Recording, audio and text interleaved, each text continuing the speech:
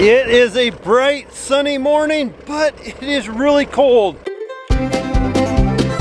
Oh, I'm finally outside. Oh, I got a box from Pit Viper. Oh, and I guess Brandon from Champion Seeds here too. How's it going, guys? You ever driven a skid loader before? I have.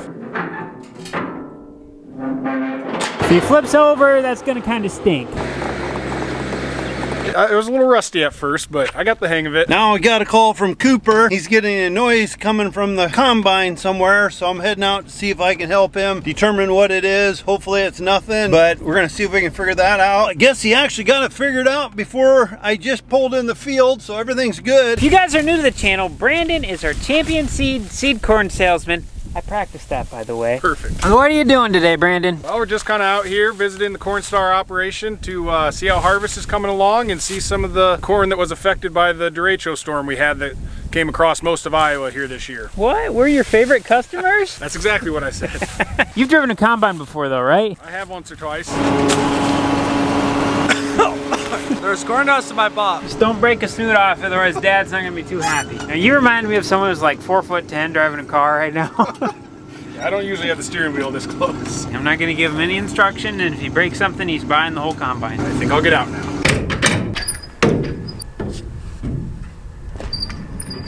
Energy, Snickers.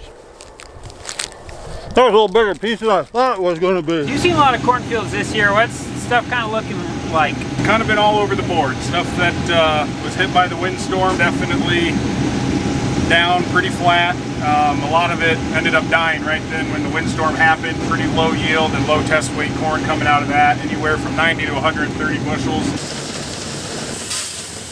It's just about 18%, so I think we'll go ahead and kick the dryer on, kind of run her fast. Brandon, you're off a row. Not bad. Back her up. Let's take it out of your paycheck. Ah, what do we have there? That's Cooper's fault we have a row of shame. You feel silly?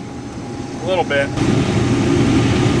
You guys see this corn that Brandon just harvested? That's all of our profit. All right, Brandon, I'm sick of you knocking corn over. We're switching spots. Here, you can hold the camera though. I can manage that. How do you think you did, Brandon? You know, it's been my first time running a combine here in about a good month and a half, so I don't think I did too bad.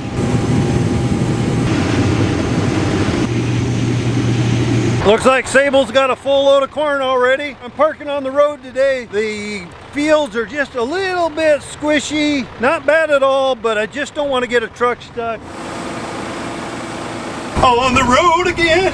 Give me some Oreo cookies and we'll be on the road again. Oreo cookies. We're gonna go in and test this sample now. Without the temperature, it's about 16%, 53 degrees. And 1.5% on there, so 16, 17, it's about 17.5%. Now it's going to get some corn out of the dryer and see what it's testing. I just don't want to over dry it, but I want it dry enough to make it safe.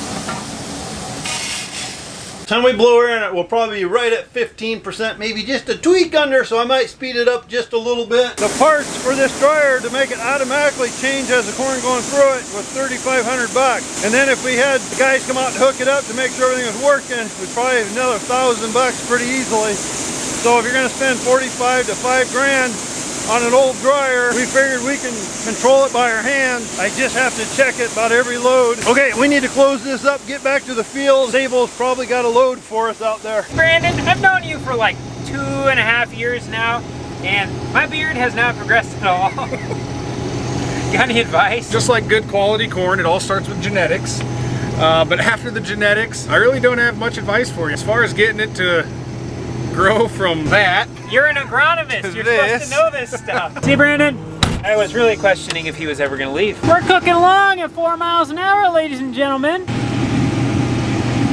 And it's yielding 113 bushels an acre, which is about 113 bushels an acre less than average. Overall, this farm is pretty nice, but I do have a couple areas like this that are really washed out. This little dip is a result of water running down this. We really need to get this shaped back out with the bulldozer and plant grass here, so that way it'll hold that soil and keep that from washing. But as for right now, we are just going to drive through it nice and slowly. We have to be really careful with these because we can actually snap wheels off in the combine and that would be bad. Ruh-roh, Raggy! Looks like I got a snoot that's kind of stuck up. Get out of there, you don't belong in there. Every now and again we get some of this trash that builds up under the head, then it will start to mound up and it'll lift up the snoot. And then you gotta get out and clean that stuff down and pull them down, otherwise it just keeps building stuff up. Look at that sunset. Looks like we accidentally did it again. Looks like I just so happened to stop at the bathroom. It's either that one or I think it's this one.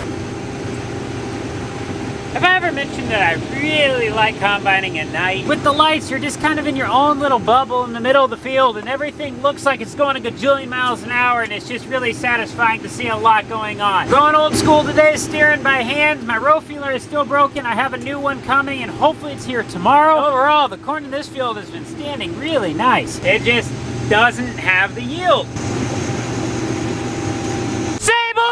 I'm full! Gosh, just look at how the lights just, I don't know how to describe it. It's just really cool. The camera's not gonna pick it up, but the stars are out crystal clear right now. The moon is just bright as can be. Rule number 1 of YouTubing, you always film yourself when you're climbing down from something, just in case you fall, because then you have really cool footage. It's warm in here. Looking at the monitor here, we've got the front part of the field done. Now we are in the back, up in the hills. We can see this little dot right here with the speedometer beside it. That is actually Sable, so we can see where she's located and how fast she's going. Sable! Glad to see ya! I wish I was recording, because I just sucked up a rock inside my rotor. I'm gonna turn my head backwards here. Maybe it's still in the throat. I heard it thumping around in the rotor once I turned it off, so I kind of have a bad feeling it's in the rotor, which means we're done for the night.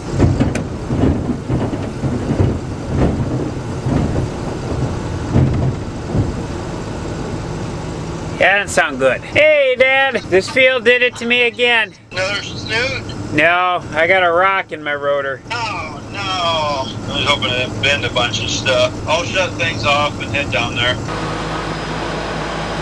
In all reality, this rock is probably about the size of my fist, but it sounds like a bowling ball. But even though it's the size of my fist, it's probably gonna be pretty hard to get out. This is what we call the rotor. There's about that much of a gap between this outer cage and the inside part, and that rock is somewhere in there. These gaps are about a 2-fingered width, so you can't really pull the rock through those. Found it. Actually, Sable found it. I told you it'd be about the size of my fist. All we had to do is drop this down a little bit, and Sable was able to stick her hand in here and pull the rock out. It only took us like 45 minutes to get to that point, but good job, Sable. Cole just took the combine across in the field to run it to make sure nothing was clinking in the rotor. Sounds good. We'll be able to go to bed better tonight and sleep really good, not having fish doing flip-flops in our stomach all night, wondering if there's something in there or not. We're hungry. Think we're gonna call it a night. It's probably close to quarter to 12, I guess. I'm going to sleep good.